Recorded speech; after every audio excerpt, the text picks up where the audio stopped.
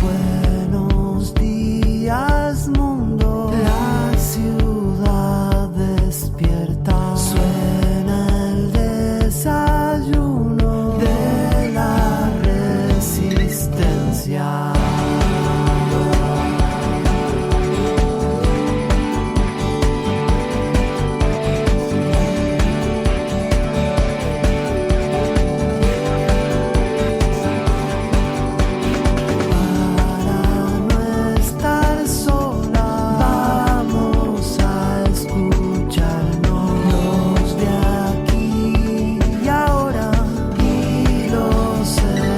Expatriado.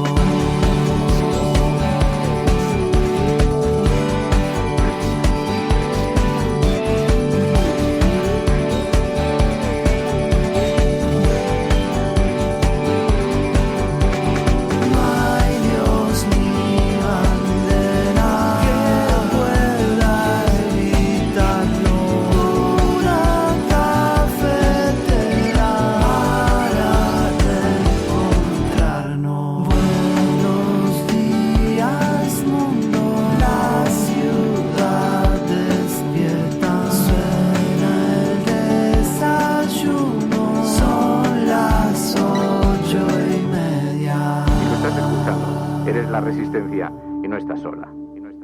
La Cafetera es un programa de radio que se financia gracias a las aportaciones de los oyentes. Si te gusta el periodismo que defiende y sientes que te acompaña, hazte mecenas y ayúdanos. Infórmate en radiocable.com/mecenas. Hola, Cafetera. Me gustaría deciros que hace unos días celebré mi 3er año de mecenas y no puedo estar más contenta y orgullosa de poder seguir apoyando este proyecto. En estos tiempos que corren me parece más necesario que nunca cultivar el sentimiento de pertenencia a algo más grande que una misma, que sintonice con sus valores y vibre igual de alto. Tenemos enfrente un cambio de era, todo es complejo, convulso, incierto, y yo quiero empezar a ejercitar capacidades que todos tenemos, pero que el sistema no nos premia ni nos potencia. Agradecer y amar son 2 ejemplos de ello, y así es como yo lo pongo en práctica, agradeciéndoos lo que hacéis y amando el espacio que me doy a mí misma para poder disfrutarlo, porque La Cafetera es más que un programa de radio.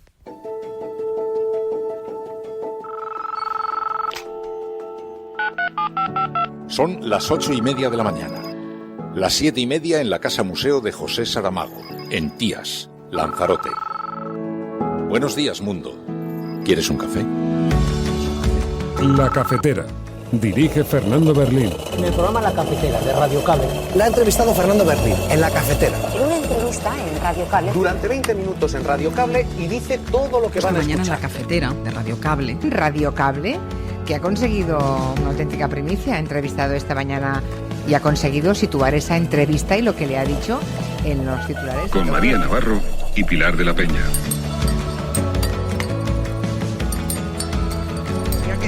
Cuidado porque con las cosas que había dicho, que yo le oí la grabación del programa de Fernando Berlín, Mire, yo parafraseando a Radio Cable, no estás sola.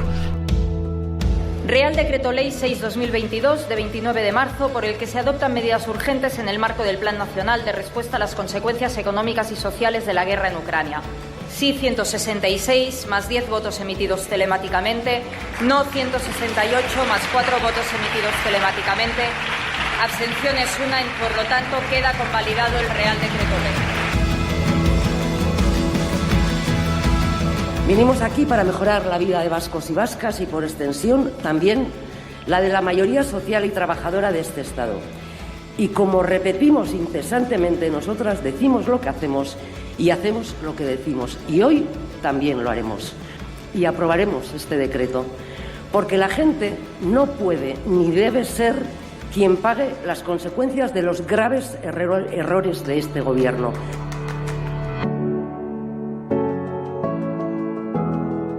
Esta es su democracia plena. O sea, que si quieren conocer qué pensamos y qué vamos a votar de este Real Decreto, pregunten al CNI o pregunten a la ministra Robles. Hay algunos grupos parlamentarios que han sido espiados, que van a ejercer la responsabilidad de votar a favor de este Real Decreto Ley, y yo se lo quiero agradecer públicamente. Y también se lo quiero agradecer públicamente a los que no van a apoyar este Real Decreto Ley, pero me consta que se lo han planteado si hubiera habido avances y si hubiera habido algún tipo de negociación. Una noticia muy positiva y una noticia que creo que es francamente tranquilizadora para el conjunto de la ciudadanía española, porque al final lo que ha prevalecido ha sido el interés general, el interés de los ciudadanos frente a la politiquería de algunos que anteponen sus intereses partidistas al bien común, al interés general, en un momento de una extraordinaria incertidumbre.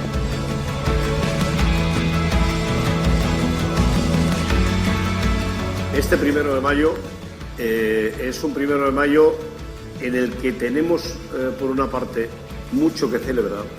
Difícilmente en la historia del movimiento obrero ha habido, en tan poco tiempo, tantos elementos positivos. El tema de los salarios. Este es el gran drama.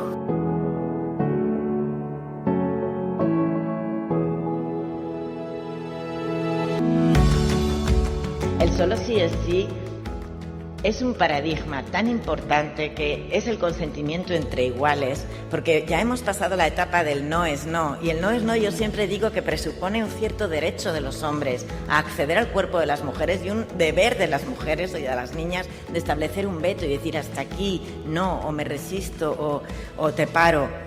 El solo sí es sí parte no de ningún derecho natural ni de ningún deber natural de estar toda la vida protegiéndote o defendiéndote, sino de un consentimiento entre iguales, un consentimiento que vale lo mismo.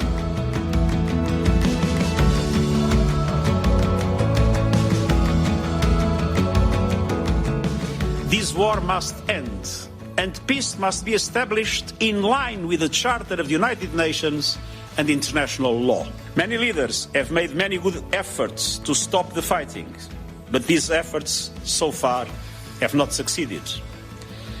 And I'm here to say to you, Mr. President, and to the people of Ukraine, we will not give up.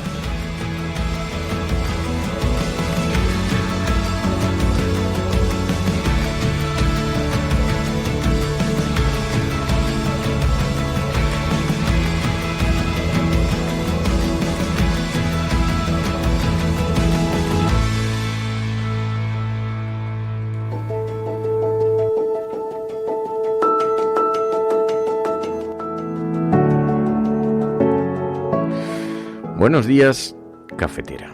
Con la aprobación del decreto de las medidas contra la guerra, ayer solo han salido ganando los españoles y un poco Bildu. En la decisión tomada ayer por ese partido, por Bildu, también por el Partido Socialista y por el Partido Popular, era muy difícil cuadrar el círculo, o por decirlo de una manera más sencilla, cómo salir airoso en una negociación con tantas cosas en contra.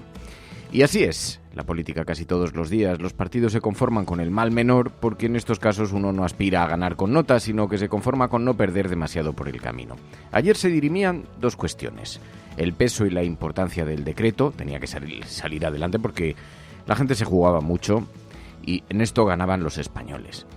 Y luego está la táctica política, cómo hacer esa negociación en el Congreso, esa votación, con qué aliados contar, sin que mi propio partido salga muy damnificado y retratando al partido de enfrente de paso. Y una cosa grave, en la que sí que tenía razón además Pedro Sánchez, porque decía, ustedes han tratado de tumbar el decreto, pero no habría perdido el gobierno, sino millones de españoles. Y por resumirlo, con este resultado todos se han dejado algún pelo en la gatera, pero han salido sin implosionar. El Partido Popular quería aprovechar esta situación para inaugurar públicamente su viaje al centro. No le ha salido, pero a cambio, con su negativa, ha conseguido que el PSOE se alinee públicamente con Bildu. Eso le viene muy bien para mantener la tensión. Eso sí, ha votado en contra con Vox y con Esquerra Republicana. Esquerra Republicana, a su vez, ha enviado una advertencia al gobierno. Estoy dispuesto a llegar a la ruptura, pero sin hacerlo. Su negativa además se apoya en que han sido escuchados ilegalmente y eso debe ser aclarado. En el Partido Socialista, pues probablemente preferirían que hoy nadie en la derecha les estuviera insultando para acercarse a Bildu, pero también saben que le insultarían igual, así que al fin y al cabo, pues da igual que sea con razones, y por lo menos sacan ese decreto adelante. Y Bildu también sale ganando, consigue una posición públicamente refrendada y mira más allá del País Vasco. Claro, esto en lo que a las ecuaciones políticas se refiere, pero luego está el cómo sintetizamos lo ocurrido. Y en esto, en las redes sociales se ha dicho bien claro. Como decía Josué Coello, mucho yo soy español, español, español, mucha banderita bordada en la camisa, mucha constitución o muerte, pero mañana vas a tener un descuento en el precio de los combustibles gracias a Bildu. Como decía Del Prot, en EH Bildu han demostrado más sentido de Estado que los ultras de Vox o los del Partido Popular. Porque en efecto, como decía Antonio Maestre, PP y Vox han votado para que la gasolina vuelva a costar 20 céntimos por litro más cara. Si te sigue costando 20 céntimos más barata, es gracias a Bildu. Así que acuérdate de esto cada vez que estés en la gasolinera. Esta es la apertura del programa de Radio La Cafetera. Si lo estás escuchando, no estás sola.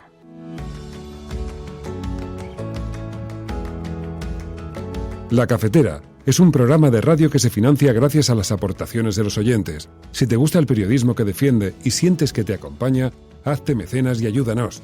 Infórmate en radiocable.com/mecenas.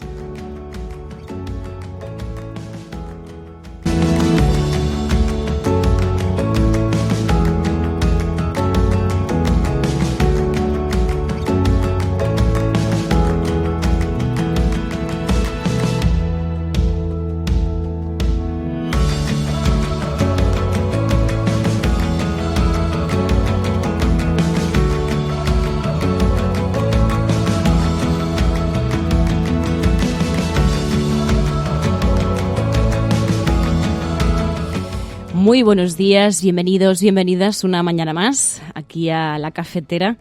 Ya os veo con muchísima energía. Bon día, Cristina, Rodrigo Martínez, Eddie Muscus, Enrique Quesada, Enjoy the Silence, Mamen, Pablo, Ángel, Carol. Muy buenos días a todos y a todas. Hay muchos asuntos sobre la mesa, pero como dice el editorial de hoy, el gran tema es el decreto anticrisis. Por eso el hashtag de hoy es #La Cafetera in extremis. #La Cafetera in extremis, porque efectivamente ha sido una votación límite que al final ha salido adelante ese decreto anticrisis con el voto a favor de 176 diputados y diputadas, entre ellos los de Bildu, y 172 en contra, como han sido los de Esquerra Republicana. Además, también en otros asuntos que tenemos sobre la mesa está que el Congreso ha constituido la Comisión de Secretos Oficiales por el asunto de Pegasus, con la entrada de Esquerra Republicana, de Bildu, de Junts y de la CUP, algo que ha enfadado bastante a la bancada de la derecha. Y también en asuntos internacionales vamos a hablar de esa visita del secretario general de Naciones Unidas, Antonio Guterres, a Kiev, donde según la BBC hubo 2 explosiones que sacudieron Kiev en plena visita, como decimos, del secretario general de Naciones Unidas a Zelensky. Pero sobre los asuntos de prensa internacional vamos a hablar en profundidad con Pilar de la Peña más adelante. También, como sabéis, cada viernes tenemos esos espacios de sosiego, hablando de series. En este caso vamos a hablar con Ana Pastor del documental Regreso al Espacio sobre Elon Musk y SpaceX. Y en videojuegos contaremos con Lía, que nos va a hablar de la comunidad de jugadores en España de Final Fantasy XIV. De todos estos asuntos vamos a hablar a lo largo del programa de hoy y os invitamos a que utilicéis el hashtag de hoy, #La Cafetera in extremis. #La Cafetera in extremis.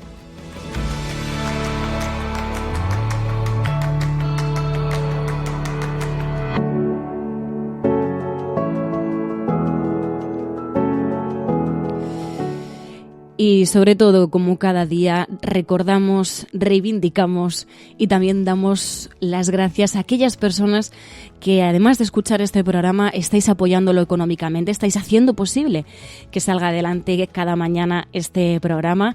Y hoy en especial a Ana, que nos enviaba ese mensaje que habéis escuchado desde Barcelona, cuando cumplía 3 años, nada más y nada menos que 3 años de mecenazgo.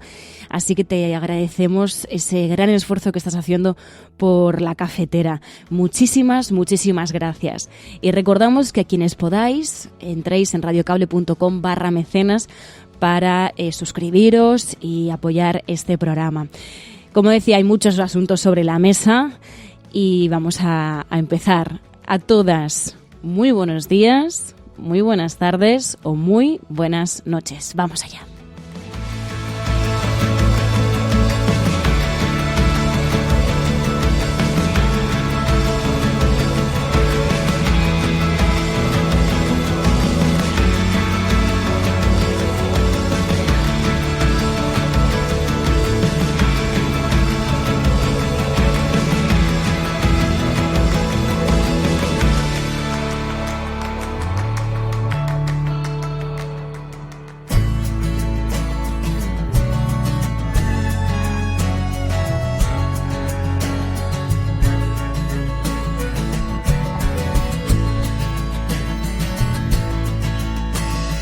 Watching the sunset on Tennessee hills.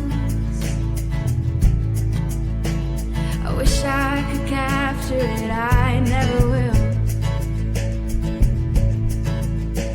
'Cause I'm not a painter, can't stay in the lines. Just sitting here sipping on dandelion wine. It's starting to rain, but I don't feel a thing. Sitting now rocking on that. Real Decreto Ley 6/2022 de 29 de marzo por el que se adoptan medidas urgentes en el marco del Plan Nacional de Respuesta a las Consecuencias Económicas y Sociales de la Guerra en Ucrania.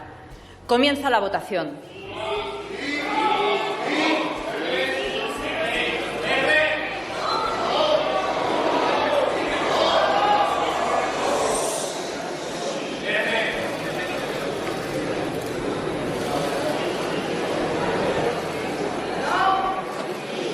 Presentes 335 más 14 votos emitidos telemáticamente, sí 166 más 10 votos emitidos telemáticamente, no 168 más 4 votos emitidos telemáticamente, abstenciones 1 y por lo tanto queda convalidado el Real Decreto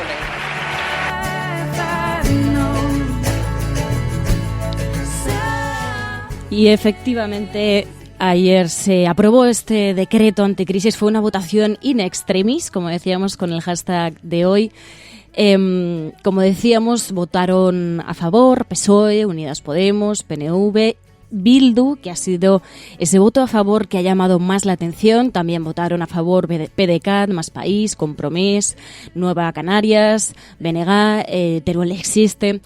Y en contra votaron, entre otros, Partido Popular, Vox, Ciudadanos, Esquerra y Junts. Según El Independiente, Esquerra Republicana pactó con Bildu que salvara el decreto para poder votar en contra. Y según este periódico también, el Gobierno conoció la noche del miércoles previa a la votación en el Congreso el voto afirmativo de Bildu. Fue la gran sorpresa y, de hecho, las portadas de periódico es de lo que más destacan. En el diario El País dicen: Sánchez salva el plan de ayudas pese al rechazo de Partido Popular y de Esquerra Republicana. Este asunto ha estado en todas las portadas. También lo vemos, por ejemplo, en el diario La Razón. Dice: Moncloa usará la mesa de diálogo para atraer de nuevo a Esquerra Republicana, porque uno de los grandes retos que se plantea ahora es cómo se van, algunos periódicos utilizaban el verbo coser, a recoser las alianzas con Esquerra Republicana, cómo se van a recomponer esas relaciones. También en el diario El Mundo llevan, en este caso, la imagen de portada es de Merche Aizpirua, la diputada de Bildu, que ayer comunicaba así la decisión de su partido de votar a favor del decreto. Vinimos aquí para mejorar la vida de vascos y vascas y, por extensión, también la de la mayoría social y trabajadora de este Estado. Y como repetimos incesantemente, nosotras decimos lo que hacemos y hacemos lo que decimos. Y hoy también lo haremos. Por eso, una vez más, actuaremos con responsabilidad. Con la responsabilidad que debemos a la ciudadanía, y aprobaremos este decreto. Porque la gente no puede ni debe ser quien pague las consecuencias de los graves errores de este Gobierno.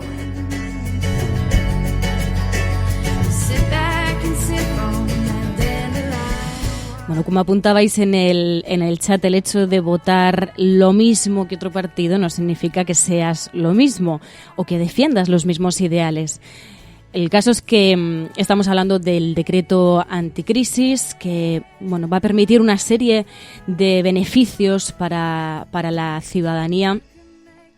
Entre ellos, el descuento de 20 céntimos sobre el precio de la gasolina, también las ayudas a la agricultura, al sector pesquero y al transporte, y también medidas como el límite del 2% a las subidas del alquiler, quedando ligado al IPC, y la ampliación del bono social y del ingreso mínimo vital. Estas son algunas de las cuestiones que se votaban ayer y que, como decimos, pues Bildu comunicaba en sí, por parte de la diputada Merche Izpirua, esa decisión del partido de votar a favor.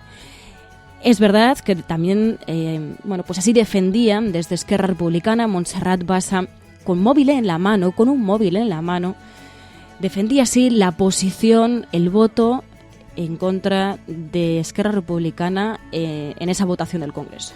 Esta es su democracia plena. O sea, que si quieren conocer qué pensamos y qué vamos a votar de este Real Decreto, pregunten al CNI o pregunten a la ministra Robles.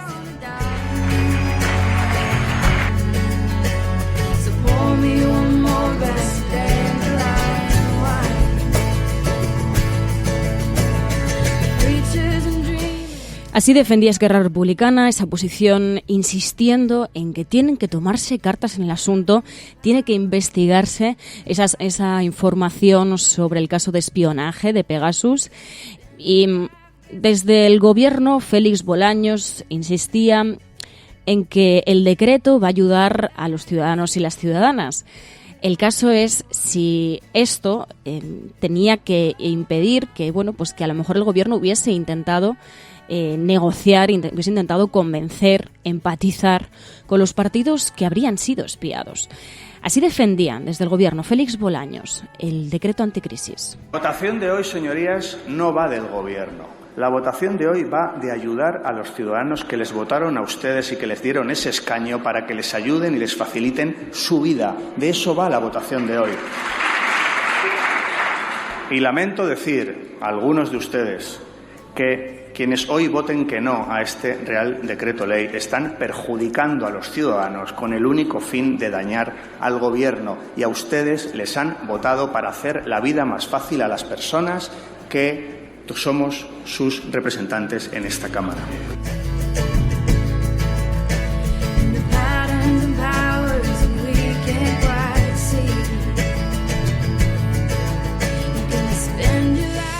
Finalmente, como decíamos, salió in extremis este decreto anticrisis y así lo celebraba el presidente del Gobierno, Pedro Sánchez. Las palabras que decía, básicamente decían, ha prevalecido el interés general frente a la politiquería. Una noticia muy positiva, hay una noticia que creo que es francamente tranquilizadora para el conjunto de la ciudadanía española, porque al final lo que ha prevalecido ha sido el interés general. El interés de los ciudadanos frente a la politiquería de algunos que anteponen sus intereses partidistas al bien común, al interés general, en un momento de una extraordinaria incertidumbre.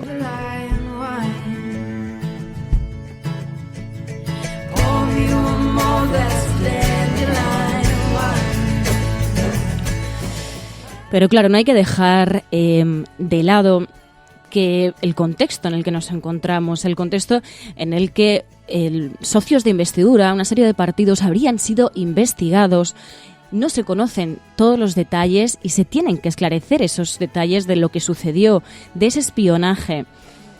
Sobre esto hablaba Pablo Echenique y decía, el caso Pegasus es una vergüenza, y también pues hablaba así de aquellos partidos, daba las gracias a aquellos partidos que finalmente votarían a favor del decreto anticrisis, pero también decía que entendía y daba las gracias a aquellos partidos que, aunque votarían en contra, sí que se habían llegado, decía, a replantear su voto.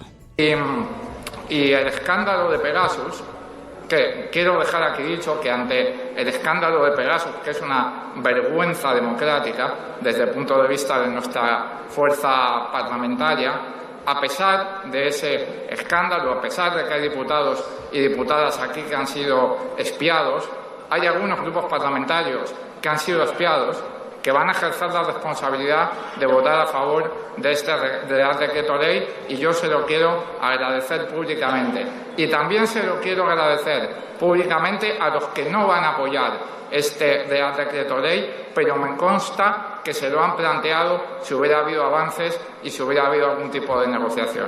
Porque mi propia fuerza política ha sido espiada por las cloacas y creo que hay que agradecer la responsabilidad que están demostrando y que han demostrado en el pasado esos grupos parlamentarios que conforman la mayoría progresista y plurinacional.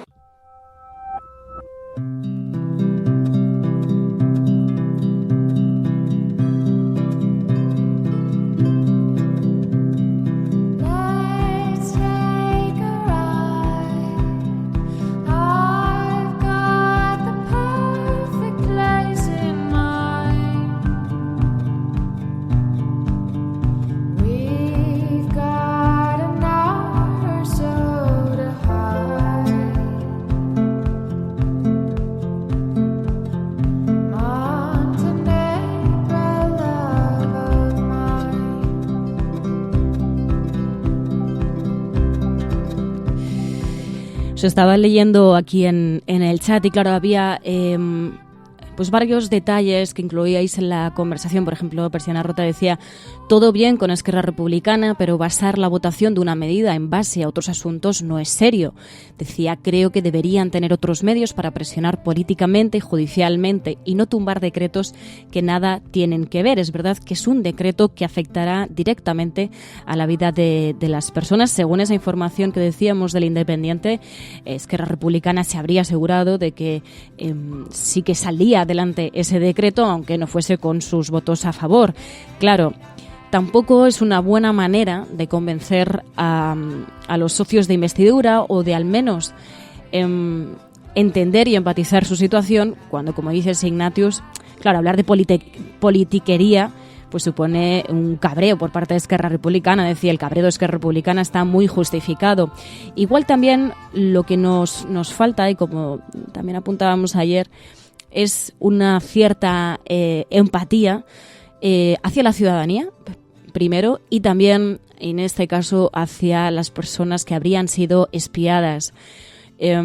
Igual ha faltado negociación, igual ha faltado diálogo, que en eso yo creo que es un poco la asignatura pendiente que tiene este país y sobre todo la clase política: negociar, dialogar, para evitar este tipo de situaciones.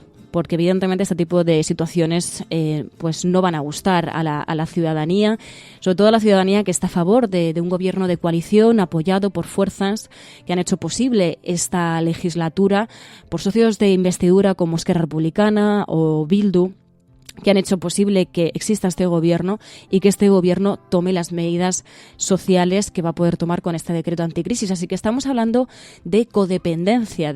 Yo creo que lo que se reveló ayer en el Congreso fue que evidentemente el gobierno toma las decisiones, pero tiene una dependencia por sus socios de investidura, por los partidos que están en la Cámara, y que evidentemente no puede hacer las cosas solo. Tiene que negociar, tiene que dialogar. En este caso, la ciudadanía puede alegrarse de que el decreto anticrisis ha salido adelante, sobre todo por ese voto a favor de Bildu. Y como se apuntaba en el editorial del programa de hoy, estamos hablando de que se revela una vez más que la política no es absoluta, que la política siempre se trabaja bajo mínimos, que aunque haya una mayor ambición, pues muchas veces hay que trabajar con los recursos que se tienen, y en este caso pues ha sido una votación in extremis.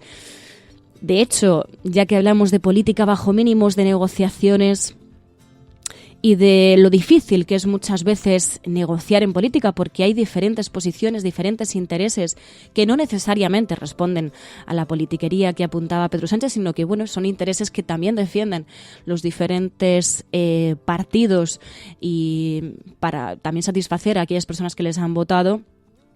Pues la política es muy complicada y muchas veces hay que ir bajo mínimos para conseguir cosas como, por ejemplo, la reforma laboral.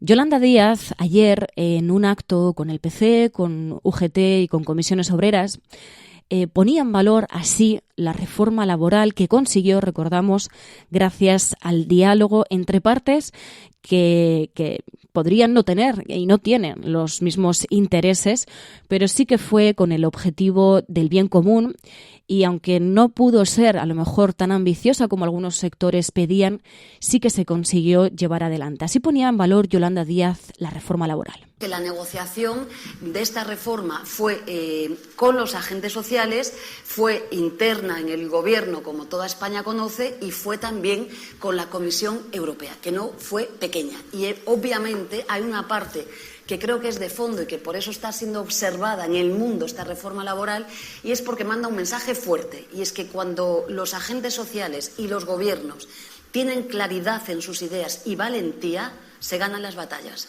Y por tanto yo hago aquí un alegato, desde luego, a la dignidad y a la lucha, obviamente, por lo que es más que decente en mí.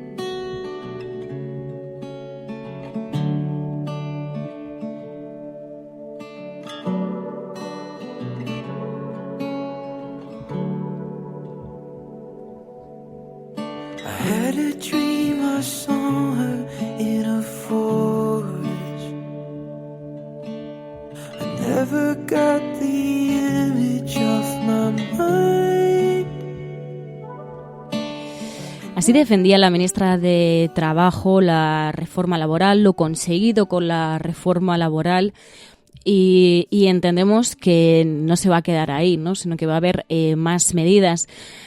Pero también Pepe Álvarez de UGT hacía una reflexión de cara al 1 de mayo, que está ya aquí a la vuelta de la esquina, y decía que evidentemente la situación es muy complicada. Hablaba de que el gran drama es la precariedad, que el gran drama siguen siendo los salarios, que en España sigue habiendo gente que, aún teniendo trabajo, no llega a fin de mes o le cuesta mucho llegar a fin de mes. Y decía, en este contexto evidentemente hay un drama que es el de los salarios, también el de la salud en el trabajo.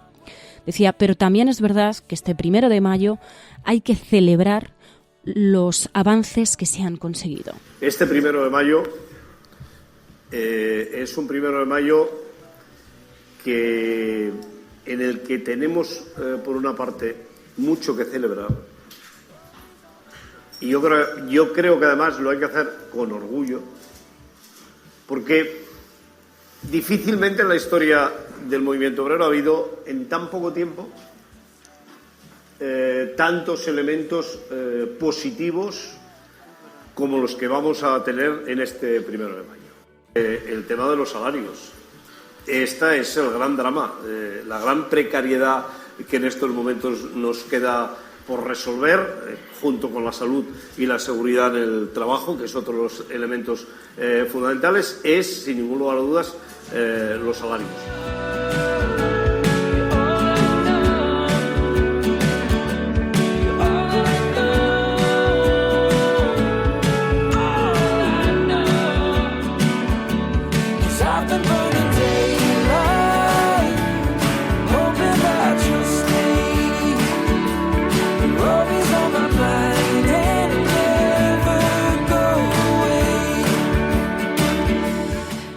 Y es que efectivamente ha habido avances, pero también quedan muchos retos por delante, además de cara a la crisis que ya se está notando en nuestro país. Y precisamente sobre esto nos recordaba Autemurian, oyente de este programa, una información que tiene que ver con la precariedad en nuestro país, y en concreto pues hablaba de cómo se cuestiona y cómo no se cumple la jornada de 8 horas que tanto costó conseguir. Como nos enviaba Autemurian, nos enviaba esa información del diario.es en la que hablan de jornadas de 12 horas o más en las grandes consultoras. No es ningún secreto, el horario es de 9 a 9 y hablan de cómo varios empleados en las compañías más destacadas del sector aseguran que estas largas jornadas están normalizadas, pese a su ilegalidad y su riesgo para la salud. Y además es que, por desgracia, esto no nos resulta raro, no nos resulta un disparate, porque más de una persona hemos conocido que ha estado en esta situación y que incluso se ha visto en la situación de que cuando se ha ido a levantar de la silla después de cumplir su horario de trabajo, incluso se le ha llegado a mirar mal, ¿no? A sufrir cierto señalamiento precisamente por cumplir la ley. Entonces, claro, este es el contexto, un contexto de profunda precariedad, y este es el caso de las grandes consultoras, pero también ocurre en muchos otros sitios, y de ahí pues uno de los grandes retos que también hay que recordar de cara al 1 de mayo, que hay que acabar con la precariedad de este país para que la gente pueda vivir dignamente, también pueda pagar impuestos, también pueda pagar las pensiones. En definitiva, necesitamos que suban los salarios para que pueda funcionar el país.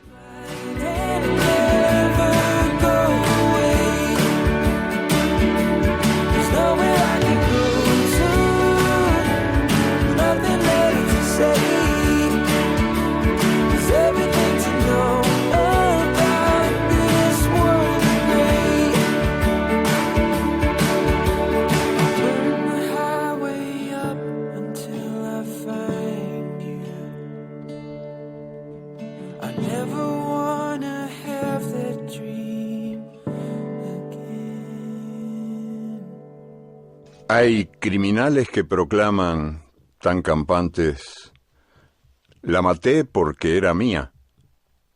Así nomás, como si fuera cosa de sentido común y justo de toda justicia el derecho de propiedad privada que hace al hombre dueño de la mujer. Pero ninguno, ni el más macho de los supermachos tiene la valentía de confesar: la maté por miedo. Porque, al fin y al cabo, el miedo de la mujer a la violencia del hombre es el espejo del miedo del hombre a la mujer sin miedo. El solo sí es sí es un paradigma tan importante que es el consentimiento entre iguales, porque ya hemos pasado la etapa del no es no, y el no es no yo siempre digo que presupone un cierto derecho de los hombres a acceder al cuerpo de las mujeres y un deber de las mujeres o de las niñas de establecer un veto y decir hasta aquí, no, o me resisto o te paro. El solo sí es sí parte no de ningún derecho natural ni de ningún deber natural de estar toda la vida protegiéndote o defendiéndote, sino de un consentimiento entre iguales, un consentimiento que vale lo mismo y es esencial. También es la ley en la parte penal del no es abuso, es violación y del Estado sí te cree.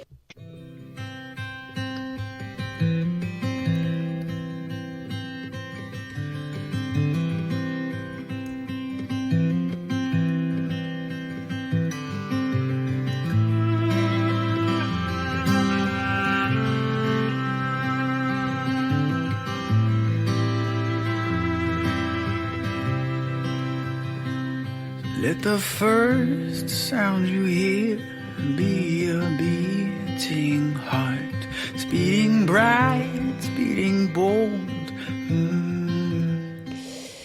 Bueno, creo que esta sucesión de audios, el primero de Eduardo Galeano, que habla de la mujer sin miedo, y también el siguiente que habéis escuchado es de Vicky Rosell, una reflexión que publicaba en redes sociales. Ella es delegada del Gobierno contra la violencia de género y recordaba así los grandes retos que tenemos por delante y que se están poniendo en cuestión de cara a los derechos de las mujeres. Vicky Rosell recordaba una vez más algo que no tendría que hacer falta recordar en una sociedad de iguales, que es que las relaciones entre el hombre y la mujer tienen que ser de igual a igual. Como eso no se cumple, se necesitan leyes como la del solo sí es sí. Y hacía esta reflexión sobre algo que, como digo, es muy trágico, que haya que recordar que cuando tienes relaciones con un hombre tiene que haber un respeto mutuo. Como no lo hay en todos los casos, tiene que haber leyes así. Y sobre todo tiene que haberlas con el contexto en el que nos encontramos. Como apuntabais en el chat y también en redes sociales, se ha conocido la noticia de que se ha confirmado la candidata de la extrema derecha para las elecciones en Andalucía. Y ya hay muchos mensajes sobre el temor de que la extrema derecha escale posiciones y tenga pues responsabilidades importantes en el gobierno que se pueda conformar en Andalucía. Claro, esto revela lo necesario que es que se sigan defendiendo y reivindicando los derechos de las mujeres, porque ahora más que nunca pueden estar en verdadero peligro. Ya no solo los retos que tenemos por delante, porque estamos en una sociedad en la que el hombre y la mujer no están en igualdad de condiciones. Ya no es solo eso, no es solo el reto de tener que avanzar, sino el reto de no tener que retroceder, de impedir que haya fuerzas políticas que nos hagan retroceder a las mujeres, que defiendan una serie de posiciones que cuestionan consensos, como es que tiene que haber una ley contra la violencia contra las mujeres, que las leyes tienen que amparar los derechos de las mujeres, tienen que protegerlos, porque como recordamos aquí ya el viernes pasado y lo volvemos a recordar aquí, como las mujeres no están en igualdad de condiciones que los hombres, se necesitan leyes que nos hagan escalar posiciones para estar de igual a igual, no ser más que ellos, sino estar de iguales a iguales, y no lo estamos. Y el problema no es solamente que tengamos todos los retos por delante para avanzar en los derechos de las mujeres, es que hay quienes quieren que incluso retrocedamos más posiciones las mujeres y nos quedemos en una situación de todavía mayor desigualdad frente a los hombres. Hay mucho, mucho que reivindicar.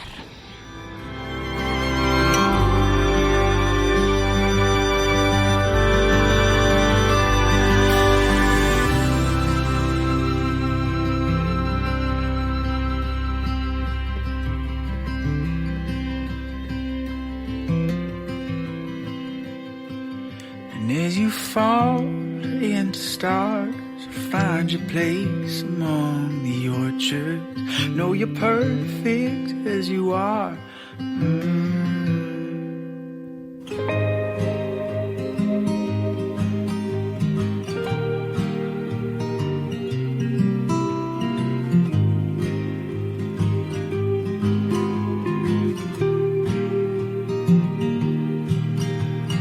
For now it's fine, waste of our time, out where the stars forget to shine.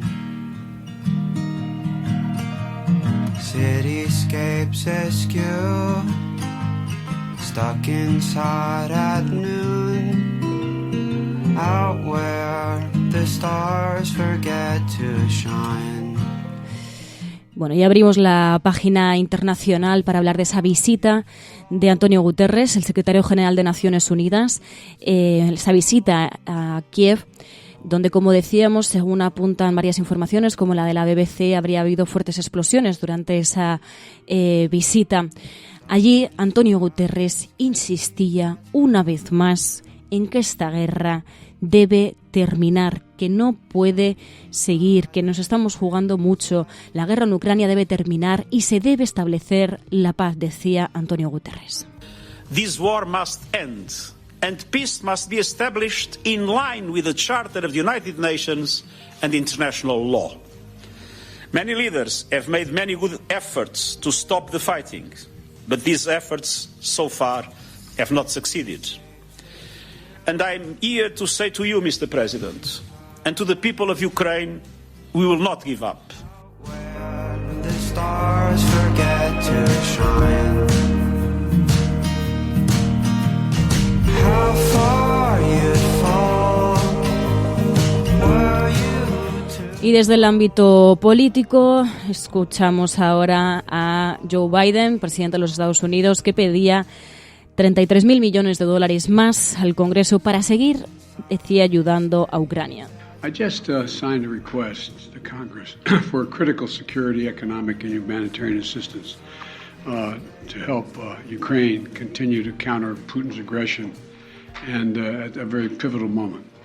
We need this bill to support Ukraine in this fight for freedom, and our NATO allies, our EU partners, they're going to pay their fair share of the cost as well, but we have to do this. We have to do our part as well, leading the alliance. The cost of this fight is not cheap, but caving to aggression is going to be more costly if we allow it to happen. Bueno, más financiación, decía, para ayudar a Ucrania. Es verdad que, bueno, en esa ayuda que defendía Joe Biden, hay que decir que también hay incluido material militar. Josep Borrell decía que ningún país de la Unión Europea eludirá las sanciones pese a los intentos de Putin. En segundo lugar, siguiendo las directrices de la Comisión Europea, ningún Estado miembro hará nada que implique circunvalar las sanciones. Los contratos se cumplirán estrictamente en los términos en los que están previstos. Donde dice que hay que pagar en euros o en dólares, se pagarán en euros o en dólares. Naturalmente Rusia hará lo posible para intentar que estos pagos se hagan de una manera que signifique ponernos en dificultad. Eso forma parte de las reglas del juego.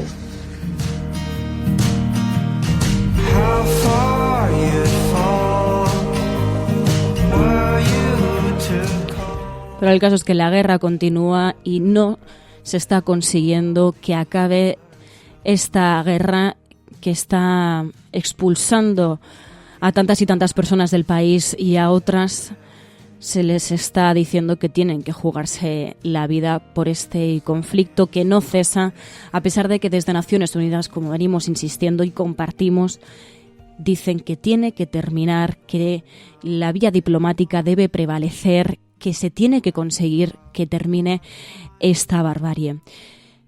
Como cada viernes, para hablar de la agenda internacional, de la prensa internacional, contamos con Pilar de la Peña. Programas de radio, de televisión en España, la prensa burlándose de nuestra propuesta. Podrán decir todos los periódicos del mundo lo que quieran. Que a democracia va a ganar. En España, el ex vicepresidente del gobierno... En España finaliza el recuento de votos en los comicios municipales y autonómicos con una participación del 64%. Rodrigo Rato is under investigation. Dejaré lo mejor de mí, para poder estar a la altura de la confianza que ustedes me han entregado.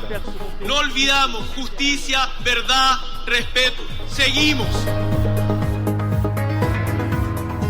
Y ya sabéis que los viernes también en la cafetera analizamos la manera en la que la prensa internacional proyecta la imagen de nuestro país en el exterior y, por lo tanto, también contribuye a configurar la imagen de España fuera, en una semana en el que el Catalán Gate sigue siendo noticia. En particular, se analiza la reacción del gobierno y de Pedro Sánchez al escándalo de espionaje. Si hablamos de la prensa internacional proyectada, el New York, que se ha convertido en protagonista. Pilar de la Peña, buenos días. Hola, buenos días. Sí, la verdad es que se ha seguido hablando muchísimo en la prensa internacional de todo el escándalo, de las consecuencias y pues es verdad que llamativa esa referencia que ha hecho la ministra de Defensa al New Yorker diciendo que no sabía quién era, ¿no? Es bastante significativa. En todo caso sí que ha tenido todavía dimensión en estos días el Catalan Gate, ¿no? Mucha. Los medios es verdad que siguen bastante pendientes sobre todo de las consecuencias que está teniendo para el gobierno. De hecho, no lo íbamos a comentar, pero el viernes pasado el Washington Post publicó un editorial en el que pues se mostraba bastante crítico sobre el asunto. Es verdad que era un editorial en el que abordaba de forma general los peligros del uso de un software espía como el de Pegasus para todas las democracias, pero sí consideraba que en el caso de España pues lo que se había documentado pues indicaba que se habían violado libertades civiles y consideraba que era merecedor de una condena, con lo cual han estado bastantes medios y el Washington Post también, por ejemplo, se ha hecho eco de la apertura de las investigaciones que ha anunciado el gobierno aquí en España, pues tanto la del Defensor del Pueblo, que también han destacado otros numerosos miembros como Reuters o como Al Jazeera, como esa especie de auditoría interna o investigación interna que anuncia el gobierno dentro del CNI y que luego se divulgaría en una comisión parlamentaria. Es algo que sí que han destacado varios medios. Algunos también se han hecho eco de estas informaciones que divulgó El País, Le Figaro, por ejemplo, el diario francés, destacando que fuentes cercanas del CNI confirmaban que había habido algún tipo de espionaje a dirigentes independentistas, aunque decían que había sido de manera individual, no tan masiva como la información de New Yorker daba a entender, y que además había sido con mandato judicial.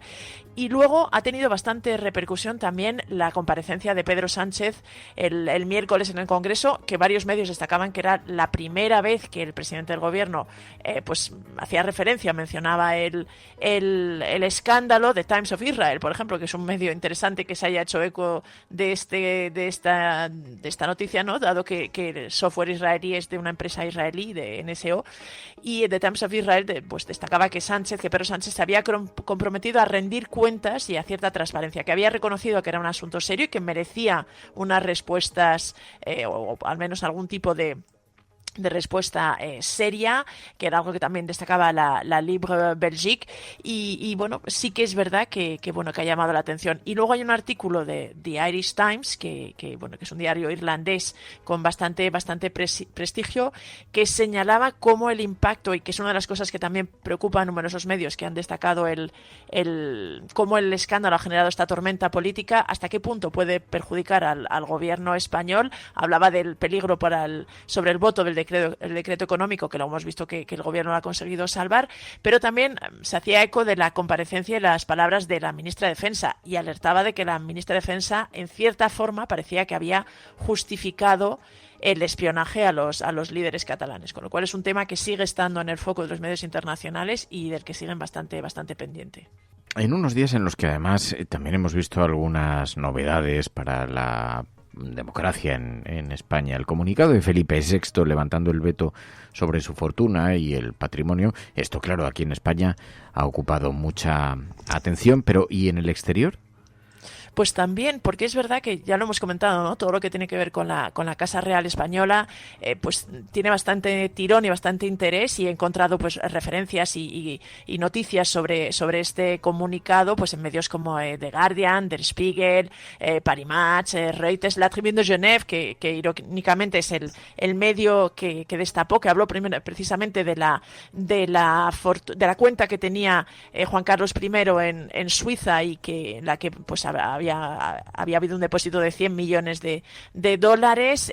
The Telegraph, que es otro de los medios extranjeros que han estado muy pendientes de todos los escándalos de Juan Carlos I, también se hacía eco de ellos, y se pone de relieve, ¿no?, que por primera vez el monarca español ha desvelado el contenido de su patrimonio, la cuantía de su fortuna, que asciende a unos 2,6 millones de euros. Es el dato que recogen todos estos medios, y todos lo vinculan a un intento de transparencia, de modernizar la corona, ¿no?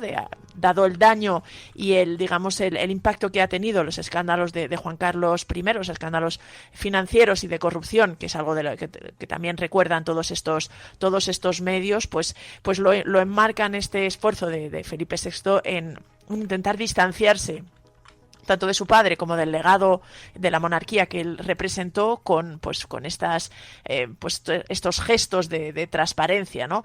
Aunque les llama la atención algunas cosas. Por ejemplo, The Telegraph pone de relieve que Felipe VI ha revelado que es uno de los reyes más pobres del mundo, y en este sentido le llama la atención ese patrimonio de 2,6 millones de euros, que por ejemplo dice, queda muy lejos de, por ejemplo, el que se estima que tiene la reina Isabel II, que estaría en torno a los 500 millones de dólares, y que le coloca cerca de las monarquías de Lesoto o Bután, que es una de las cosas que llama la atención. Y luego en Radio France, en la emisora Gala, habla de una operación transparencia por parte de la monarquía española, aunque se hace eco y destaca también que, por ejemplo, Podemos ha hablado de una operación maquillaje, ¿no?, que coincidiría en este caso. Muchos medios también ponen de relieve que además este comunicado de la Casa Real ha coincidido precisamente con el anuncio de que el gobierno tenía previsto pues nuevas normas para modernizar y garantizar una mayor transparencia en la Casa Real.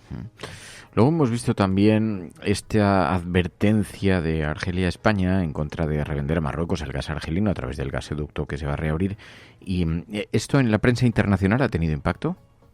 Pues bastante también. Probablemente tiene que ver también con la gran preocupación sobre la seguridad energética en Europa que ha habido toda esta semana, que hemos conocido pues como Rusia además cortó el gas a Polonia y a Bulgaria, y en este sentido pues ha llamado la atención que coincidiera este anuncio del gobierno español de que reabre ese gasoducto, la noticia que comentábamos ayer en la cafetera, el gasoducto que conectaba la península ibérica con Marruecos y con Argelia. Según España, y en una intención ya declarada, ya conocida, de favorecer o de permitir a Marruecos comprar gas en los mercados internacionales y que llegara a que se regasificara en las centrales españolas y luego se pudiera enviar a Marruecos, pero el enfado o la irritación argelina ante esta decisión, que ya te digo, ya era conocida, pero es algo que ponen de relieve varios medios internacionales. He encontrado noticias pues en Bloomberg que lo advierte de que Argelia podría amenazado con cortar el grifo del gas a España si España pues desvía parte del gas argelino que recibe a Marruecos para ayudar a Marruecos. También lo recoge Bloomberg, la agencia Anadolu, France 24 también. Numerosos medios están bastante pendientes y sobre todo lo enmarcan en este contexto de preocupación por la seguridad energética y por el suministro de gas en toda Europa en este contexto de guerra con Ucrania o guerra en Ucrania y de conflicto con Rusia que ha alterado todos los suministros. En este sentido, ya comentábamos que España ha garantizado que no se iba a desviar el gas argelino, pero la reacción de Argelia y la relación de España con Argelia, que también estaba bajo los focos y que ha quedado bastante tocada después del cambio de posición sobre el Sáhara Occidental, es algo que los medios internacionales también están poniendo de relieve y señalando como una posible escalada en el conflicto diplomático. Oye, hemos visto en Bloomberg que ponían el foco en el posible fin de la famosa guerra comercial de Trump contra la aceituna española. ¿Puede estar cerca de su fin? ¿A qué lo atribuyen esto? Bueno, en realidad, no sé si la audiencia lo recordará, Resistencia se acordará, esto es una noticia que en 2018 impactó bastante y de hecho ha hecho mucho daño a los exportadores españoles de aceitunas. Son unos aranceles que estableció la administración de Donald Trump, pues enarbolando o acusando a los productores españoles de competencia desleal hacia los norteamericanos, pues fijó unas tarifas y unos aranceles de un 35%. Esto supuso un duro golpe para la industria española, que ha tenido pérdidas muy importantes y que realmente vio desplomarse sus exportaciones a Estados Unidos, y desde entonces pues había un intento de España por intentar revertir esta decisión, y Bloomberg lo que pone de relieve es que pues ha habido varios fallos judiciales en concreto del Tribunal de la OMC, de la Organización Mundial del Comercio, que ha fallado a favor de España considerando que esos aranceles eran ilegales, y además ha habido algún tribunal estadounidense que también ha reconocido el caso a favor de España, y en este sentido pues el gobierno se muestra confiado en que Estados Unidos en los próximos meses puede retirar estas tarifas. De momento el gobierno de Biden simplemente ha reducido algo los aranceles, pero no los ha retirado. Pero Bloomberg advertía o recogía y resaltaba que que hay una sentencia prevista para julio probablemente de un tribunal estadounidense, y que eso podría ser realmente el fin de estas tarifas y de esta guerra comercial que ha hecho bastante daño en España, a la industria española, y que podría llegar a su fin finalmente. También hemos visto en otros artículos, en otros medios de comunicación, cómo se hablaba de Urueña. Ha sido en el New York Times, en este pueblo español, y dicen que se ha reinventado como centro literario, que tiene más libreros que alumnos. Sí, la verdad es que es un reportaje del influyente y del prestigioso diario estadounidense que llama la atención porque se fija en la pequeña localidad de Urueña, ¿no? en Castilla y León, que realmente lo pone así en estos términos. Dice, apenas cuenta con 100 habitantes y 9 alumnos que asisten a su escuela, y sin embargo tiene 11 librerías, ¿no? Y pone de relieve cómo ha conseguido reinventarse en un intento de luchar contra la despoblación y el envejecimiento de sus habitantes. Pues hace algo más de una década, desde 2007, pues consiguió, una inversión de las autoridades provinciales para intentar rehabilitar una serie de edificios y convertirlos en librerías, y en centros culturales y de conferencias, ¿no? Y esto había conseguido, pues en cierta forma, que Urueña, que era una pequeña localidad, pues con tradición ganadera y, en fin, más centrada en la agricultura, en las tierras y en los animales que en los libros, sin embargo, se había reinventado y había conseguido, en cierta forma, pues salvarse una segunda oportunidad gracias a este plan y a este éxito en haber atraído a libreros, ¿no? Destacaba el reportaje del New York Times que a la par que se rehabilitaban estos edificios y se adecuaban para poder ser librerías, pues se ofrecía, digamos, un alquiler simbólico de 10 euros mensuales para permitir que estos negocios pues salieran a la luz, ¿no? Y ponía además de relieve que España es un país que tiene uno de los mayores mercados de edición de libros en Europa y que hay hasta 3.000 librerías independientes, pero que la mayoría de ellas realmente operan como pequeños negocios de subsistencia porque tienen pocos ingresos, ¿no? Y esta experiencia en Urueña, que había sido además pues llevada a cabo pues un poco basada en experiencias similares que habían tenido lugar en pequeñas localidades de Francia y de Reino Unido, que habían conseguido pues situarse en el mapa y ser una especie de referencia cultural, pues Urueña también había pues abrazado esta idea y había logrado colocarse en el mapa no solo de la venta de libros, sino también siendo un poco referencia cultural y literaria al menos en la región. Pues Pilar de la Peña, muchas gracias, Pilar, como siempre. Gracias a la Resistencia, como siempre.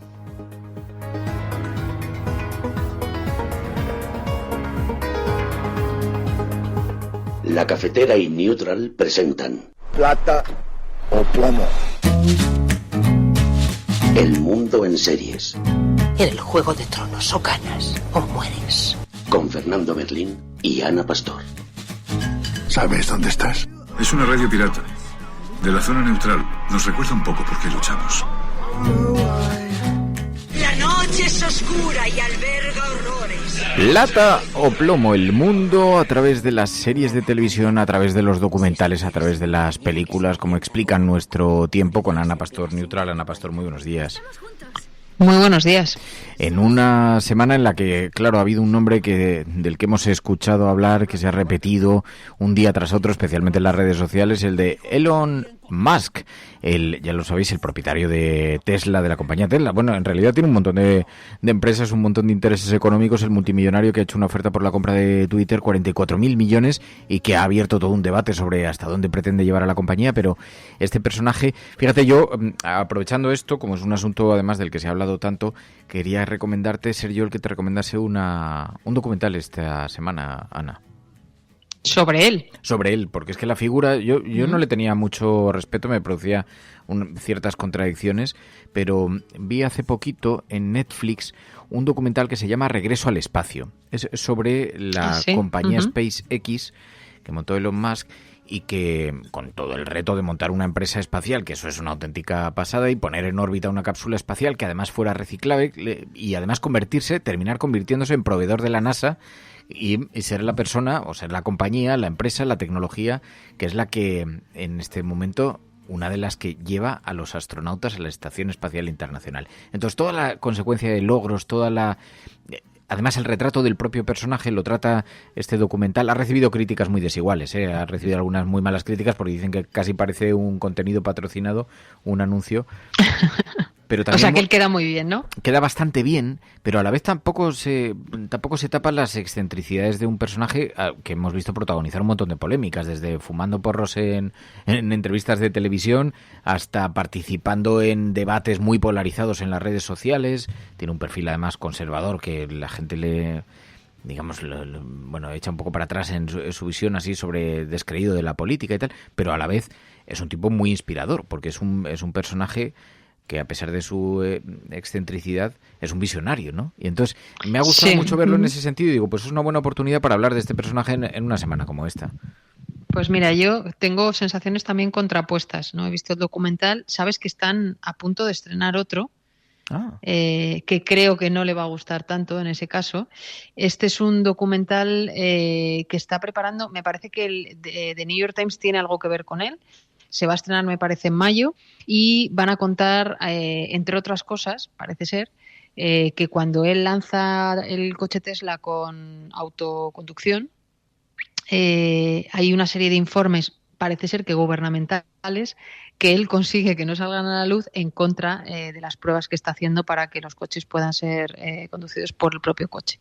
Es decir, es un documental que parece que va a tener un tono más crítico que del que estamos hablando, que aparece en Netflix, pero bueno, habrá que esperar. Y digo que me provoca sensaciones encontradas porque se ha comprado Twitter, una red que él maneja mucho y que no sé si te ha pasado a ti, no sé si has visto un tuit que resulta que es falso, en el que dice, y ahora me voy a comprar Facebook y os vais a enterar.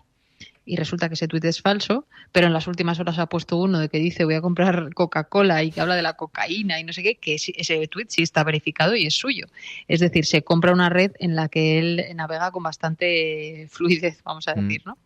He visto en la BBC había precisamente un análisis sobre su figura, sobre su persona, y entonces entrevistan a un periodista que tuvo un debate con él en la radio y en aquel momento le dijo, ¿a usted le gusta mucho Twitter? Y contestó Elon Musk, muchísimo, lo disfruto mucho. Y le dice el periodista, pues deberías comprarlo. Y pregunta, ¿cuánto cuesta? Y entonces esa entrevista se ha convertido en una, ahora en estos días, ha sido muy reseñada porque eso no lo he visto. Es el momento en el que él parece que tuvo la visión de, ostras, a lo mejor puedo comprarlo, ¿no? A mí, a ver, el personaje no me seduce a mí nada, lo sabes, no soy nada mitómano en ese sentido, porque además es un megalómano del tipo. Lo que pasa es que me parece que es un perfil humano muy interesante, porque lo que está leyendo sobre su descripción, cómo es, dicen, es un tipo que, entre otras cosas, tiene un sentimiento, quizá por sus antecedentes, por sus raíces familiares, o no sé por qué, dicen que es uno de los mayores preppers. ¿Sabes lo que son los preppers? Estos preparacionistas survivalis. Sí. Una cosa que a ti te gusta mucho, ¿no? Conectas mucho con eso. Conecto con eso, claro, que se preparan para la llegada de una gran catástrofe. Entonces, de alguna manera, él dice, va a haber una gran catástrofe medioambiental, me compro Tesla y contribuyo a defender un poco ese aspecto frente al cambio climático. Además, ¿algo le podría ocurrir a la raza humana? Pues entonces decido montar una especie de empresa tecnológica para llegar al espacio y además colonizar Marte. Y su primer paso es SpaceX, pero no es el único. Entonces, en esta visión me seduce ver un personaje con tantos planos tan singulares, ¿no? No, y luego con ese nivel de exposición pública tan sin filtros y impropio hasta ahora de la lista de millonarios en Forbes, que ya sabes que no son muy dados a aparecer. Es verdad que en las tecnológicas, a diferencia, por ejemplo, del caso Amancio Ortega, que lleva un perfil mucho más discreto, en el caso de las tecnológicas, pues Bezos también tiene un perfil público muy, digamos, echado para adelante. Yo no sabía que Elon Musk es sudafricano. No lo sabía, la verdad, es nacido en Pretoria, y tampoco sabía bien el tema este de con 12 años creó un videojuego que vendió por $500, es decir, no lo vendió de manera bestial, porque entre otras cosas tenía 12 años, que el videojuego me parece que se llamaba Blastar, y luego crea poco después Zip2 con su hermano, y ahí a partir de ahí es donde empieza a haber un crecimiento importante. Entran en todo lo que tiene que ver con e-commerce, o sea, crean una plataforma de pago online. Y el otro salto, que es el que tú has comentado, que es el de Space. En Neutral ha hecho el equipo una visualización muy chula de cuáles son sus inversiones clave a base de burbujas, ¿no? Se van viendo cuáles pesan más y cuáles pesan menos. La más grande hasta ahora era Space y no Tesla, curiosamente, pero claro, comparado con la inversión en Twitter, que es una cosa loquísima, estamos hablando de que Tesla parece ser que son 30 millones, Space son 100 y de repente me compro Twitter, después de esa entrevista que tú nos has contado, hablamos de 2.900 millones el cómputo que se ha hecho de ese acuerdo del 25 de abril. Claro, es curioso porque Tesla es una empresa que está empezando a tener, se está haciendo más todo el tema del coche eléctrico, también el tema de Space, que como tú dices, y encima eres cliente de la NASA, pero Twitter no sé qué rendimiento económico le quiere sacar. Yo no sé, porque no se sé supone cuál que es un hombre de negocios. Claro, no sé cuál es la operación económica, en qué se fundamenta, porque se especulaba mucho en estas horas. ¿Lo pretenderá convertir en una plataforma de pago? ¿Cuál es exactamente el objetivo? ¿Es simplemente... obviamente no tiene nada de filantrópico, pero es simplemente participar del debate público global? ¿Qué es lo que está persiguiendo, ¿no? Pero es verdad, es un tipo... Yo por la biografía, o sea, insisto, no me deslumbran absolutamente nada un tipo de perfiles así, pero es verdad que es un tipo que tenía muy poco dinero, pocos recursos, con 17 años se va de Sudáfrica a Canadá, allí vive alojado con sus parientes y lo que le daban algunos trabajos así un poco ocasionales y luego entra en la universidad, en un pregrado. En fin, digamos que no es que tenga tampoco un currículum deslumbrante o que pertenezca a unas élites desmedidas, ¿no? Y a partir de ahí empieza a construirse un personaje que es, sí, megalómano, infantil. De pronto le ves hacer cosas verdaderamente ridículas, caprichoso. De pronto ve una película, una serie de televisión en la que aparece un lanzallamas como juguete y dice, yo quiero vender un juguete que sea un lanzallamas. Lo fabrica y lo vende de verdad. Entonces el personaje es caprichoso, impulsivo, es como un niño y se le ve, sale bailando en las presentaciones, en las ruedas de prensa, tiene un tipo de trato muy así, pero cuidado, es un empresario y un financiero de enorme éxito global y esto no a nadie se le escapa, ¿no? Entonces detrás de ese personaje tan así excéntrico, tan loco, hay un tipo que es brillante y sobre todo que es inspirador para muchísima gente, ¿no? Yo creo que esa dualidad de ese perfil tan dual a mí es lo que me parece que es interesante, ¿no? Que está entre los blancos y los negros. Y la gran pregunta, ¿no? Estábamos diciendo ahora que las inversiones que ha hecho hasta ahora tenían sentido si lo piensas, en la rentabilidad que le puede sacar, ¿no? Tú metes 30 millones en Tesla y conviertes en una compañía importante y, bueno, que se ha convertido en una referencia, pero la gran pregunta que se hace también en el mercado es ¿para qué se compra Twitter si no parece que puede no tener la rentabilidad que le han dado otras inversiones y si ahí le ha salido el niño, como tú dices, que lleva adentro, que cualquiera que busque imágenes de él ahora mismo es muy curioso. Y luego está el otro debate que se ha suscitado sobre qué va a hacer con Twitter y como en España nos encanta debatir y dividirnos, hay media España diciendo menos mal que viene Elon Musk a traernos la libertad y la otra mitad diciendo pero a ver qué va a hacer ¿no? Yo, una de las cosas que plantea, estoy muy a favor, que es, oye, tú en Twitter identifícate. Yo estoy muy agradecida que la gente que me insulta me diga sus nombres y sus apellidos. Pero es verdad que en países donde hay un montón de lugares del mundo donde las democracias no existen como tal, las redes sociales sirven también para que los movimientos civiles se puedan mover y comunicarse. Entonces, la exigencia es muy complicada hacerla según los territorios, pero desde luego yo, si pudiera elegir, no me parece mal. Igual que en la tele uno sale con sus nombres y sus apellidos y si dice una barbaridad, pues tiene un coste, que esto también pasa en las redes, ¿no? Tiene pros y contras, es el debate en efecto en estos días. Te había escuchado esta reflexión. Lo que pasa es que yo, fíjate, te diría, no creo que se pueda poner ningún ejemplo real en el que las redes sociales hayan contribuido a la mejora de la democracia.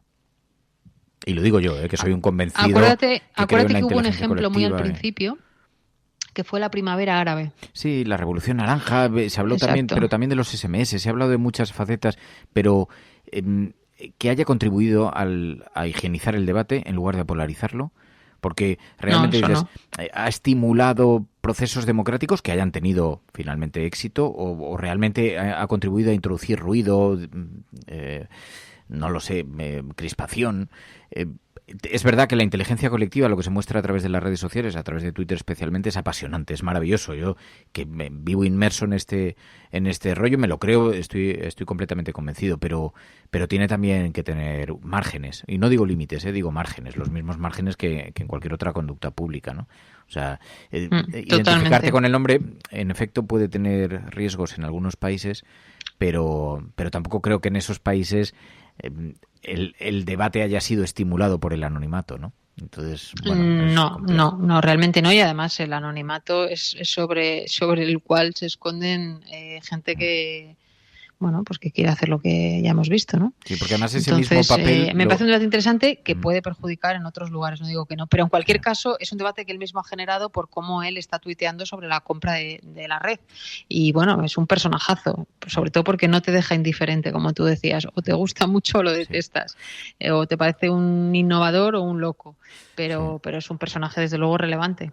Por eso yo sí os invitaría a verlo, el documental sobre Elon Musk y SpaceX en Netflix, Regreso al Espacio, porque aunque es una lectura dulcificada del personaje, pero muestra una cosa que sí que me ha parecido apasionante, una nueva forma de entender los procesos de creación de algo. Ellos optan, en lugar de, decían, la NASA, que deja de enviar transbordadores espaciales a la estación espacial, entre otros, y deja de llevar astronautas al espacio en su tecnología.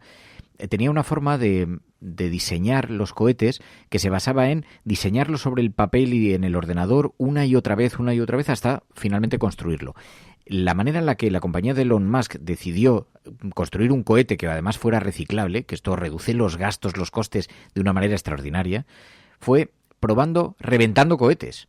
Entonces construían uno, lo lanzaban, veían los límites, los márgenes y ¡pumba! Obviamente, seguramente habrían preferido que eso no sucediera, pero ellos lo veían como una manera, a través de los errores, a través de las equivocaciones, como una fórmula de trabajo. Llevo años trabajando para SpaceX. No consigo encenderlo. Y en todo ese tiempo, naturalmente, SpaceX ha tenido muchos éxitos. Vamos. Pero también ha tenido su buena cantidad de fracasos.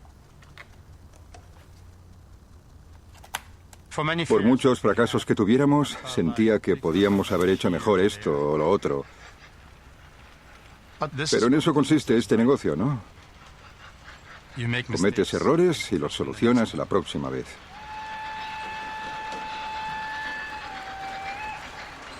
Bien, ¿lo ves? Funciona. Son los errores los que te enseñan en el progreso de la humanidad.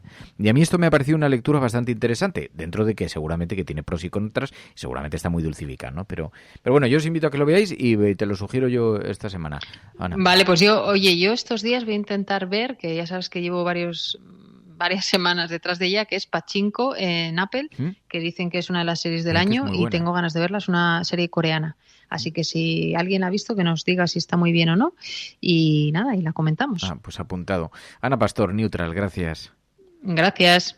Plata o plomo. El mundo en series. En el Juego de Tronos, o ganas o mueres. Con Fernando Berlín y Ana Pastor. ¿Sabes dónde estás? Es una radio pirata. De la zona neutral. Nos recuerda un poco por qué luchamos. La noche es oscura y alberga horrores.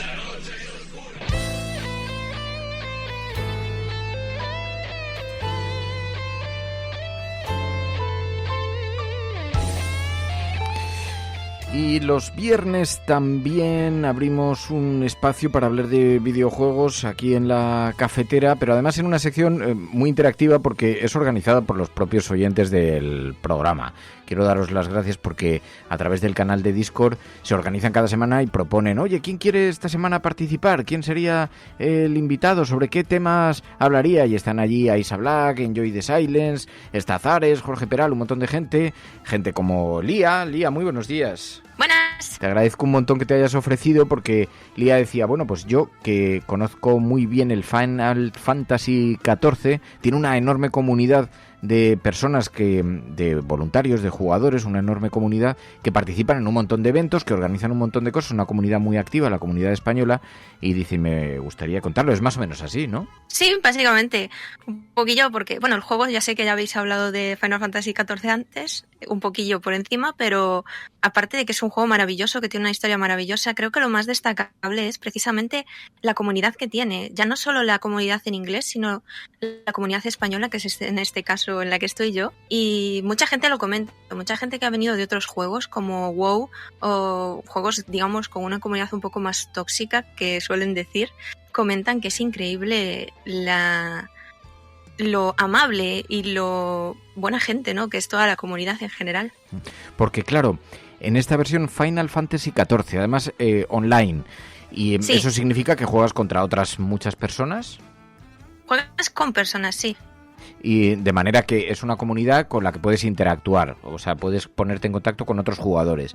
Y la comunidad en España, ¿juegan en terrenos específicos o en espacios específicos? O sea, ¿por qué sabes que son españoles los otros jugadores? ¿Cómo se organizan? ¿Cómo son los encuentros? ¿Cómo entran en contacto unos con otros? Claro, aquí lo complicado es que el juego hoy por hoy no está en español. Entonces, el único modo que tenemos de, digamos, comunicarnos entre nosotros hoy por hoy es a través de Discord. Hay un Discord, que es el Discord de la comunidad, le llamamos, que es el más grande que hay actualmente, con casi, no sé si, bueno, la última vez que miré eran unos 5.000 personas ahí dentro. Wow. Y nos movemos por ahí. Sí que generalmente, dependiendo de si son de Latinoamérica o de España, hay servidores diferentes para cada uno, pero los españoles solemos movernos por 2 servidores en concreto, que son Ragnarok y Moogle. Wow. Así se llaman. Y entonces, la comunidad se comunica a través de Discord, se mueve mucho, creo que han participado mucho en la traducción del juego, también en la organización de eventos, y tú estás entre los mentores, y eso significa que llevas un montón de tiempo jugando y un montón de tiempo en la comunidad, ¿no? Sí, yo llevo desde 2014, que el juego, bueno, empezó en 2010, si mal no recuerdo, con lo que le llamamos la 1.0, que fue el lanzamiento principal del juego, que, bueno, salió bastante mal. De hecho, hubo mucha controversia, porque al ser un Final Fantasy, pues de un Final Fantasy se espera que tenga una calidad, y este no la tenía. Era un juego muy pesado de jugar y la gente no le gustó.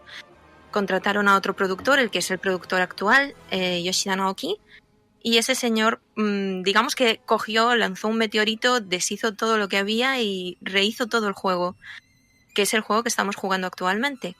Wow. Y estamos viendo las imágenes, claro, preguntan algunos oyentes, dile a Lía que yo me apuntaría en caso de renovar el server Mungel Kupopó, como si me estás hablando no sé a qué se refiere. ¿Esto lo has pillado tú o no? Kupopó es lo que dicen los Moguri, que son unas mascotitas que hay dentro de los Final Fantasy. Oye. Y entonces, la cosa es que luego el juego... yo sé que estás entre los mentores, eso en parte lo que significa es que ayudas a otras personas también a introducirse en este mundo del Final Fantasy y a enseñarles un poco la mecánica, el funcionamiento y todo eso, ¿no? Claro, normalmente cuando llega alguien nuevo, aparte de que, bueno, debo decir que la gente más joven no se pierde tanto, pero sí que llegan gente de todas las edades, y hay mucha gente que viene perdida, sobre todo por el tema del inglés, y no saben cómo, digamos, comenzar en el juego. O hay gente que viene con, digamos, unas expectativas de otros juegos y ya te preguntan directamente, oye, ¿qué clase, qué raza debería coger? ¿Cuál es la mejor? Y vienen, pues, perdidos. Al llegar a un nuevo mundo vienes perdido. Entonces yo lo que me dedico es eso, ayudar a todo el que necesite ayuda. A veces funcionamos un poco de servicio técnico también en español, porque hay gente que tiene problemas con el ordenador o con el juego que no les funciona bien. También pues hacemos un poquillo el trabajo de servicio técnico. Y claro, estoy viendo el juego.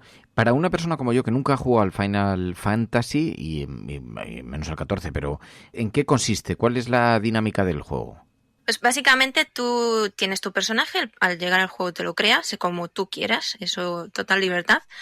Y el juego comienza contigo siendo un aventurero que va a buscar aventuras y a inscribirse en el gremio de aventureros. A partir de ahí vas encontrándote con que hay una trama en la que pues está el típico malo que quiere pues acabar con el mundo. Tienes a tus compañeros que vas conociendo a medida que vas avanzando en la historia. Y vas descubriendo un poco que, como en todos los Final Fantasy, eres el guerrero de la luz, aquel que ha sido elegido por una diosa que es común a todos los Final Fantasy o a muchos Final Fantasy, que es la Madre Cristal, ¿no? Y vas avanzando en la historia hasta que llega un punto en el que la historia se convierte en algo que no voy a spoilear, pero bastante más... oscuro, por así decirlo. Es una historia que te hace llorar, que te hace ver que los malos no son tan malos y que los malos pueden ser malos porque tienen una razón de peso detrás, o que los buenos no tienen por qué ser tan buenos. Es una historia que te hace pensar mucho y sobre todo sentir mucho. Lloras muchísimo con la historia del juego. ¿Tanto? Sí, muchísimo. Porque tiene luego cinemáticas... cinemáticas, sí. Es decir, pequeñas historias casi rodadas, no voy a decir en cine porque porque está hecho con los propios personajes, pero que te van introduciendo en esa ficción y te van contando un poquito la historia para que entienda el que nunca ha jugado. Pero yo lo estoy viendo ahora, es un poco complicado porque veo, además de que está en otro idioma, que está en inglés esta versión, pero me da la sensación que las opciones, las posibilidades son enormes. No sé si es sencillo para una persona que no haya jugado mucho a videojuegos. Es sencillo, en el sentido de que tú tienes tus habilidades y las vas subiendo poquito a poco. O sea, al principio, como estás viendo en el vídeo, ves que tienes 2 botones. Y según vas subiendo de nivel, vas aprendiendo más botones. Entonces, como vas aprendiendo poco a poco, a medida que vas subiendo de nivel, es muy fácil aprender. Que es un poco la dinámica de los videojuegos, que vas aprendiendo poco a poco a través de pequeñas misiones y a través de pequeñas batallas, vas aprendiendo nuevos movimientos y nuevas formas de pelear. ¿Es un juego básicamente de lucha? Es un juego que, digamos, es un RPG, que vendría a ser un juego con una historia que tú sigues siendo el protagonista, y que a mayores es un juego online de lucha. Pero la base es la historia. Tú sigues la historia, como cualquier Final Fantasy. Vale, y para conocer la historia, ¿tienes que haber jugado a otros Final Fantasy o no? No, para nada. Todos los Final Fantasy tienen historias individuales. En este en concreto, sí que la gente lo llama el parque temático de Final Fantasy a este juego, porque tiene un montonazo de alusiones y de guiños a otros juegos. No es imprescindible que hayas jugado a otros juegos de Final Fantasy para disfrutarlo, pero sí es verdad que si has jugado a otros Final Fantasy, puedes disfrutarlo más. Pues fue una propuesta que hacía precisamente Aisha, se lo señalaba Lía, se ofreció voluntaria para contarnos cómo se mueve esta comunidad de Final Fantasy XIV muy activa en Discord y que ayudan, entre otras cosas, a aquellos jugadores nuevos que se quieren incorporar a que aprendan cómo hacerlo. ¿Es fácil encontraros en Discord o no? Sí, tenemos también Twitter y en Twitch, si buscáis a casi cualquier creador de contenido de Final Fantasy XIV en español, los más grandes suelen ser de la comunidad y siempre tienen el Discord y tienen el logo. Si veis, tenemos un logo que nos hemos creado para que se nos diferencie en Twitch. Entonces, si veis el logo de Final Fantasy ESP, en el... Genial. Ellos seguramente tendrán el canal, el link de Discord. Final Fantasy ESP, y así podéis acceder también a este grupo y entrar en contacto con esta comunidad. Pues Lía, gracias, muchísimas gracias de corazón y muchas gracias por sumarte a la partida de Among Us de ayer jueves, que fue muy divertido y lo pasamos muy bien jugando con los... Teníais todas unos dosis de asesinato de bien trabajado. Yo no digo nada, pero ¿te tocó ser asesina? Yo no lo sé, porque jugamos tanto. No, a mí no me ha tocado. No te ha tocado, maldita sea posible. Bueno, pues oye, Lía, de verdad, muchísimas gracias por participar y por sumarte. Nada, vosotros por permitirme estar aquí. Cuídate, adiós. Gracias.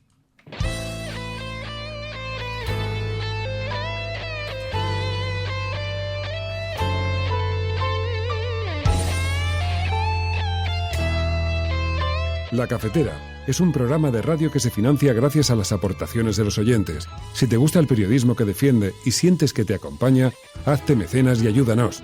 Infórmate en radiocable.com/mecenas.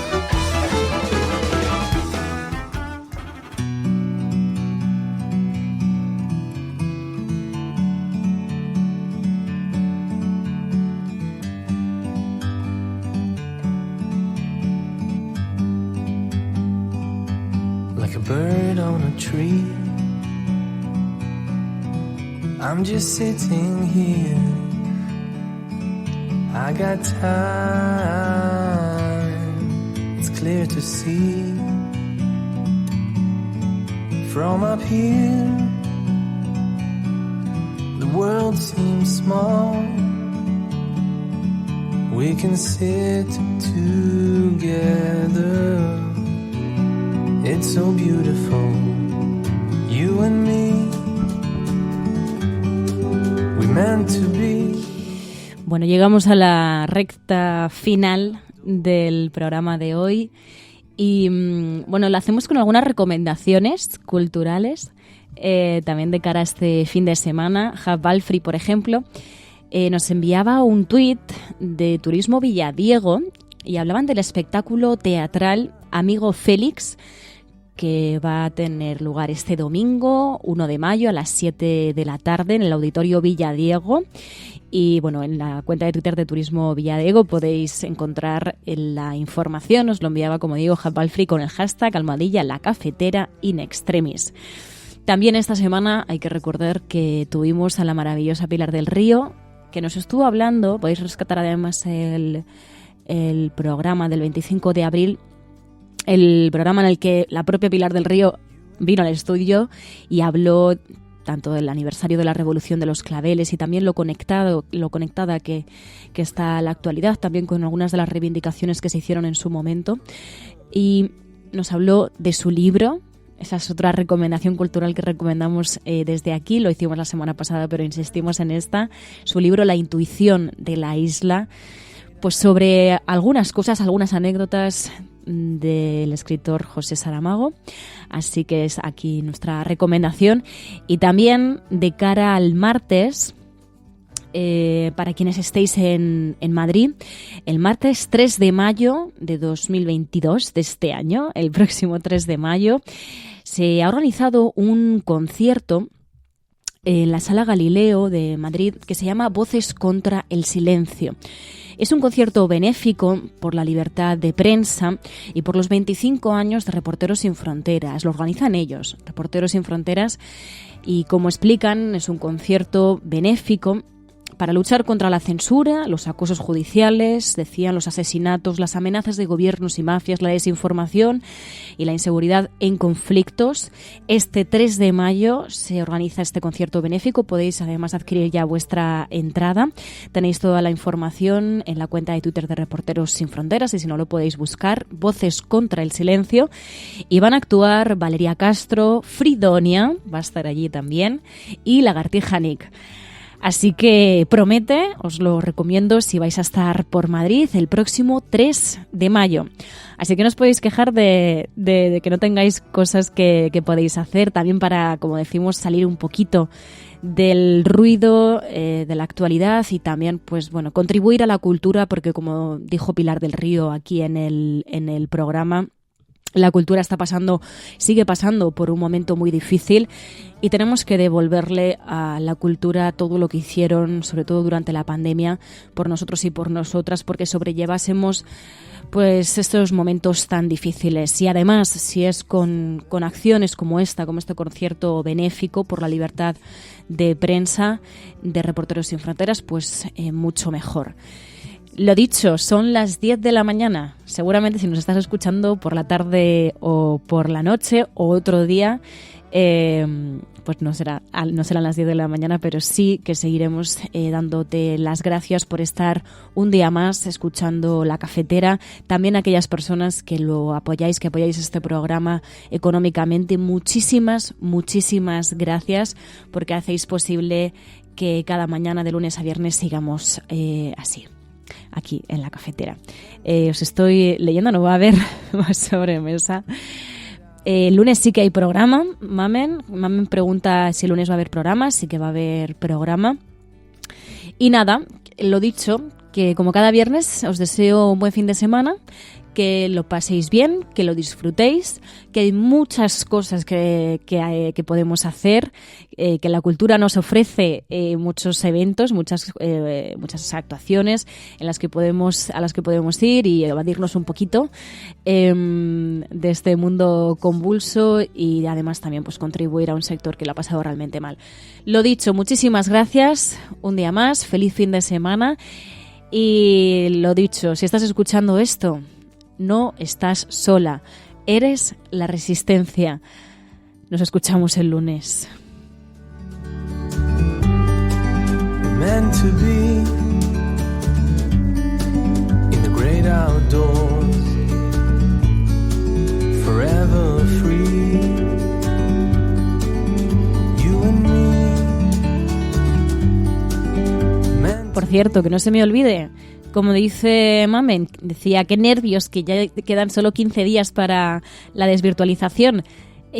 Apuntaos a ese formulario para que compartimos en Telegram y también en nuestras redes sociales, ese formulario al que podéis apuntaros para conocer y conociendo todos los detalles del encuentro que vamos a tener, de esa desvirtualización que vamos a hacer en el Círculo de Bellas Artes de Madrid. Y ya sí que sí, feliz fin de semana, un abrazo a todas. You and me, meant to be in the great outdoors. La Cafetera es un programa de radio que se financia gracias a las aportaciones de los oyentes. Si te gusta el periodismo que defiende y sientes que te acompaña, hazte mecenas y ayúdanos. Infórmate en radiocable.com/mecenas. Forever